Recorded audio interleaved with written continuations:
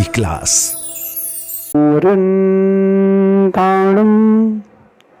नमो सिद्धाणं नमो आयुर्याणं नमो वज्रायाणं नमो सर्वसावणं। पंच परमेष्ठी भगवंतों की, गणाचार्य भगवान विराग सागर जी महाराज की, पट्टाचार्य गुरु विशुद्ध सागर जी महाराज की, सागर जी महाराज की। ये हम सभी अपने जीवन में सुख और गुणों की अभिवृद्धि के लिए नीति के विषयों का श्रवण करते हैं। नीतिकार हमें सिखाते हैं कि किसी भी कार्य को पूरा करने के लिए हमें वक्त और युक्ति चाहिए। आप कोई भी कार्य पूरा करना चाहते हैं या कोई नया काम करना चाहते हैं, पुराने कार्य को व्यवस्थित रूप से समापन करना चाहते हैं, उसमें थोड़ा वक्त दें और युक्ति लगाएं। जो युक्ति लगाना जानता है वो कभी असफल नहीं होता। आप देखो कि राम ने पिता की आज्ञा के लिए राज्य छोड़ दिया और सीता को लेकर वन में चले गए। लेकिन जब समय बदला तो राम ने उसी राज्य के लिए सीता को छोड़ा। अब आप बोल दो कि राम अवसरवादी थे, आप कह सकते हो कि राम अवसरवादी थे, राम नीतज्ञ थे, आप जो चाहो वो सब कह सकते हो, लेकिन तरीका यही है, तरीका यही है। और आप लोग भी अवसरवादी ही हैं। अगर दूध में मक्खी गिर जाए तो मक्खी को फेंकते हैं, और घी में गिर जाए तो, अगर दूध में मक्खी गिर जाए तो दूध को फेंक देते हैं, और वही मक्खी घी में गिर जाए तो मक्खी फेंक दी जाती है। आप भी तो अवसरवादी हैं। तो मेरा ये कहने का तात्पर्य है कि युक्ति, किस समय पर क्या कार्य करना योग्य है, उस पर ध्यान देना ज्यादा जरूरी है। जिस समय पर जो कार्य योग्य है अगर आपने नहीं किया तो सफलता की जगह असफलता ही हाथ में लगेगी। ये बड़ी गहरी नीति है। आजकल सबसे ज्यादा प्रॉब्लम एक दूसरे से मैचअप नहीं होने से हो रही है। बिजनेस में, परिवार में, सब जगह आप देखना वो मैचअप नहीं हो रही, इसलिए प्रॉब्लम है। कोई स्कूल जाता है, कॉलेज जाता है, टीचर से मैचअप नहीं हो रहा। फिर कोई शादी कर लेता है, बोले पत्नी से नहीं हो रहा, बच्चों से मैचअप नहीं हो रहा। घर पर है तो माता पिता से मैचअप नहीं हो रहा। व्यापार करता है, सर्वेंट रख लिए तो बोले उनसे मैचअप नहीं हो रहा। प्रॉब्लम ही आ रही है। और हम सिर्फ और सिर्फ दूसरे को बदलने का प्रयास करते हैं, हम अपने में चेंज नहीं लाते। हमें अपने अंदर भी तो कुछ चेंज लाना पड़ेगा ना। अगर थोड़ा बहुत चेंज नहीं लाओगे तो कैसे काम चलेगा। मेरे ख्याल से आप सबने अपने घर में टाइल्स, मार्बल तो लगाई ही होगा। तो जो मार्बल फिटिंग करने आता है या टाइल्स फिटिंग करने आता है, वो दीवार को भी घिसता है और फर्श को भी घिसता है, टाइल्स को भी घिसता है, मार्बल को भी घिसता है, दोनों तरफ रफ करता है, तब जाके पकड़ बनती है। तो कहीं ना कहीं एडजस्टमेंट तो दोनों तरफ से ही होगा ना। आप सोचो कि एक तरफा एडजस्टमेंट तो काम नहीं चलेगा। हम सोचते हैं कि हम सिर्फ सामने वाले का स्वभाव बदलते रहे, उसका स्वभाव बदले, उसका स्वभाव बदले। केवल उसको ही नहीं बदलना पड़ेगा, आपको भी अपना स्वभाव बदलना पड़ेगा। पहले मैं बात करता हूं खुद के स्वभाव को बदलने की। अपन को खुद के ऊपर डिपेंडेंसी लाना चाहिए।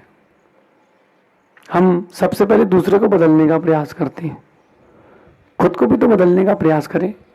अगर आप अपने माइंड सेट कर लेते हैं कि हमको भी थोड़ा चेंज लाना है, सब बढ़िया हो जाएगा। एक व्यक्ति ने कहा अपने मित्र से कि यार घर छोटा पड़ता है। बोले क्यों, क्या हो गया? बोले खेत है, उसमें एक झोपड़ी, घर छोटा पड़ता है, पैसा बढ़ गया उसके पास। तो पैसा बढ़ते ही सबसे पहले आदमी घर बड़ा करता है। तो घर बड़ा करना है, घर बड़ा करना है। बोले क्यों? बोले 2 गाय हैं, 2 बैल हैं, 2 बकरी हैं, इनको कहाँ रखूंगा? उसके दोस्त ने कहा ठीक है रुको देखते हैं। एक दिन बहुत तेज आंधी आई, तो वो किसान अंदर, उसके बच्चे अंदर, पत्नी अंदर। उसने कहा, मित्र ने कहा कि आंधी और तेज हो रही है। तो उसके जो 6 मवेशी थे, बैल, गाय, बकरी, सब भी अंदर। धीरे से दोस्त कहता है देख तुम्हारा तेरा पूरा परिवार अंदर, तेरा पूरा व्यापार भी अंदर और गेस्ट भी अंदर है। इससे बड़ी क्या जगह चाहिए? तब से उसने अपना माइंड सेट किया कि हाँ, हमें अपने आप में चेंज लाना चाहिए। एक गुरु ने 2 शिष्यों के साथ रहना प्रारंभ किया और शिष्य ने गुरु से हर बार एक बात ही की शिकायत करी कि ऐसे ही है, कुछ अच्छा नहीं है, कुछ अच्छा नहीं है।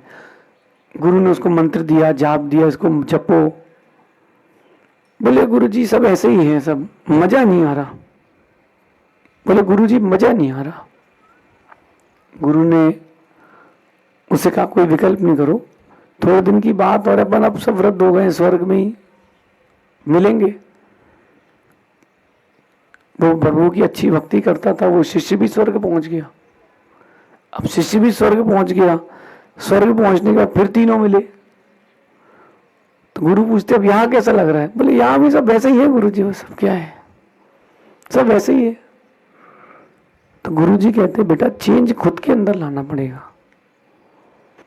तुम मनुष्य लोक में हो या स्वर्ग लोक में, अगर चेंज लाते हो तो सब स्वर्ग लोक हो सकता है। हमें सबसे पहला चेंज खुद के एटीट्यूड में लाना चाहिए, खुद के नजरिए पे लाना चाहिए। हम किस चीज को किस नजरिए से देख रहे हैं। मैं अगर किसी जैन से पूछूं कि वो अंडे को क्या देखता है, तो वो मुंह नाक बना लेगा, अंडा अच्छा नहीं है। वो यही बोलेगा कि अंडा अच्छा नहीं है ना। और जो नॉनवेज खाता है वो बड़ा खुश हो जाएगा, बोले से प्रोटामिन है, विटामिन है। पागल है जो किसी का मल खा रहा है। लेकिन मुर्गी से पूछोगे तो उसको उसमें अपना बच्चा दिखेगा, आपको बच्चा नहीं दिखा। जो वेजिटेरियन था उसको लगा कि मेरे लिए छूने योग्य भी नहीं है। जो नॉन वेजिटेरियन था वो बहुत खुश था कि अरे इसको तो खा लो। लेकिन जो मध्यस्थ था, जिसका कुछ और दृष्टिकोण था, उस मुर्गी को उस अंडे में अपना बच्चा दिख रहा है। ये दृष्टिकोण है। आपको अपना नजरिया बदलना पड़ेगा अपने स्वभाव के लिए। हम सोचते हैं कि हम क्यों झुके, क्या हर बार हम ही झुके? कोई बात नहीं, समय को अच्छे से निकालना है तो एडजस्टमेंट तो करना पड़ेगा। अब आज का आदमी क्या एडजस्टमेंट नहीं करता, वो फिटिंग पे आ गया है।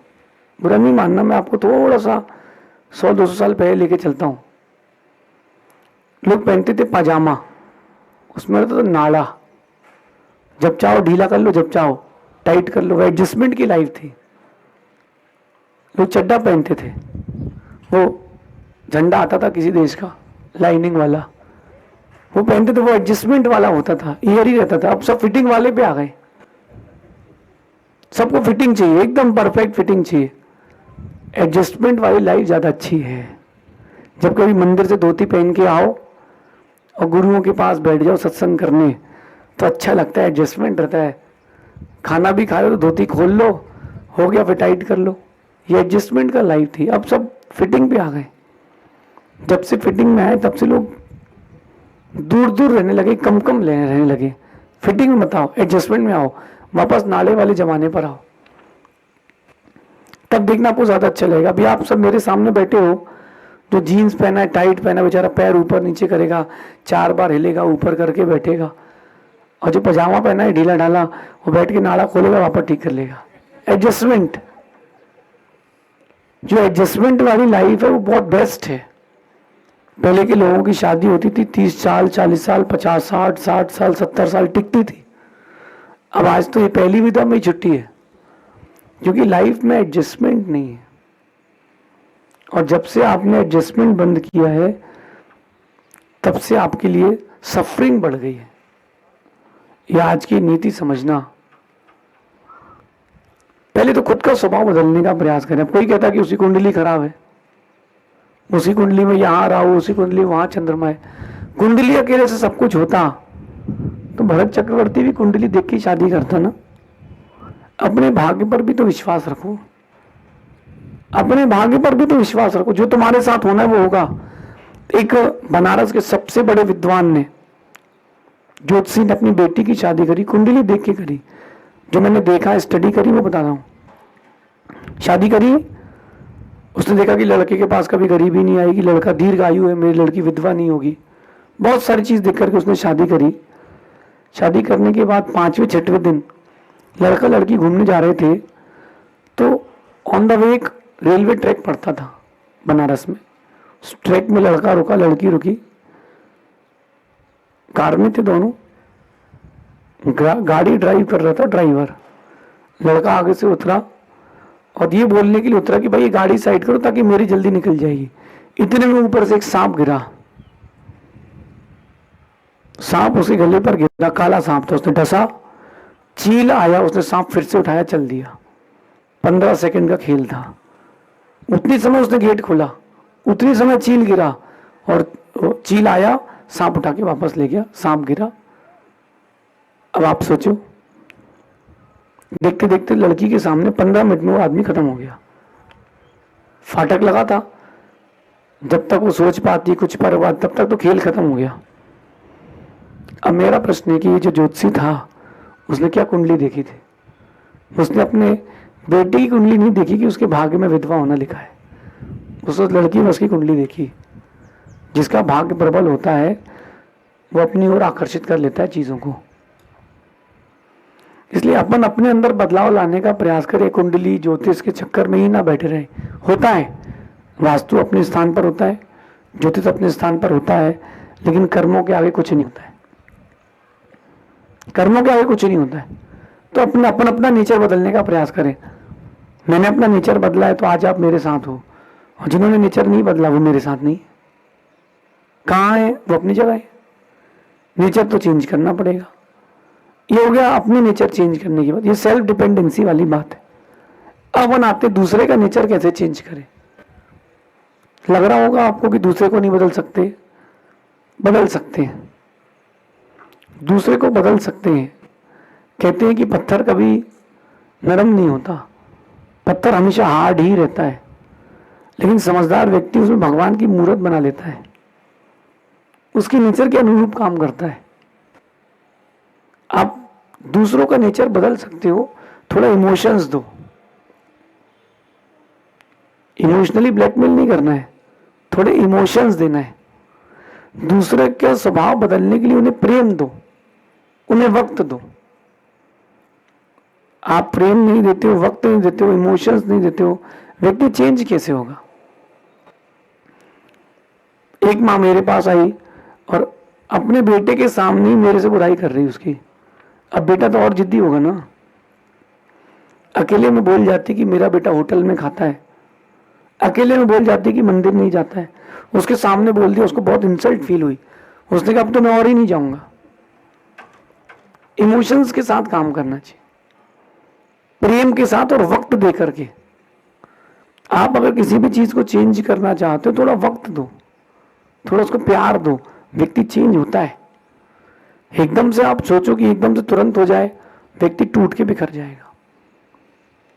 आप किसी से भी, किसी के भी साथ रहें, थोड़ा उसको वक्त दें, समझें, समझाएं ना, समझे समझाएं। देखो आपकी लाइफ में ऐसा मूवमेंट आता है हस्बैंड वाइफ के या मदर फादर के, पिता और बेटे के, कि जब पिताजी गर्म हो जाते हैं या वाइफ थोड़ा तेज चलती है, हस्बैंड उस दिन बहुत गुस्से में है।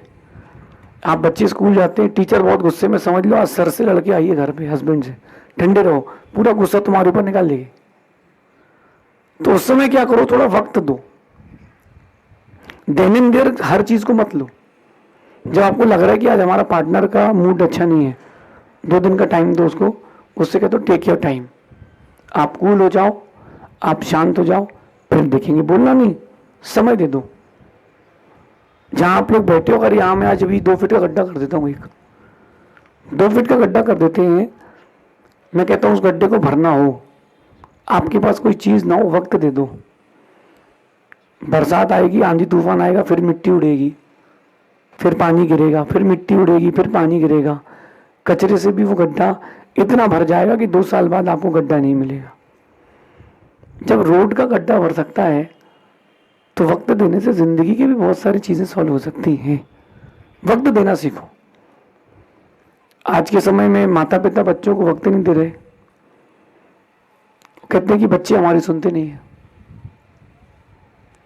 आप वक्त कहाँ दे रहे हो? बताओ, आपने किसको वक्त दिया है? दिया है वक्त? दिन भर बिजनेस, पैसा, फोन, कभी अपनी फैमिली को वक्त नहीं दिया। हम लोग तो बहुत एक दूसरे के साथ बड़ा प्रेम से रहते हैं, हम लोग एक दूसरे को वक्त देते हैं। जो लोग वक्त देते हैं उनका आप नेचर बदल सकते हो। एक बहुत कठोर मिट्टी होती है, उसको ही मिट्टी को पीस करके, छान करके, वक्त दे करके, पानी डाल करके एक लौंदा बनाते हैं, बहुत सॉफ्ट कर देता है कुम्हार उसको, कुंभकार, फिर उसमें से वो मटका बनाता है। उसने वक्त दिया, प्रेम दिया उस मिट्टी को। जब आप किसी को प्रेम देते हो तो व्यक्ति फिर आपके हिसाब से चलता है। एक दूसरे को प्रीति तो दो, आप अकड़ के चलते हो, नहीं ऐसे ही चलेगा, ऐसा ही चलेगा, नहीं नहीं, आप तेज चलोगे, सामने वाला और तेज चलेगा। कहीं किसी से चटक गया तो ड्रम में मिलोगे आप, ड्रम में, नहीं तो चाय में चूहे मार के दवाई डाल देगा और डाटा खत्म। फिर बोले अटैक आ गया, अटैक, समझ रहे हैं? तो ड्रम में पैक नहीं होना हो, या अपने बच्चों के द्वारा नहीं मारे जाना हो, प्रेम दो, उनको वक्त दो, उनको समझाना हो तो भावनात्मक तरीके समझाओ। मेरा ये मानना है कि प्रेम देने से मन पिघलता है और वक्त देने से मन सुधरता है। आप किसी को प्रेम दोगे उसका मन पिघल जाएगा।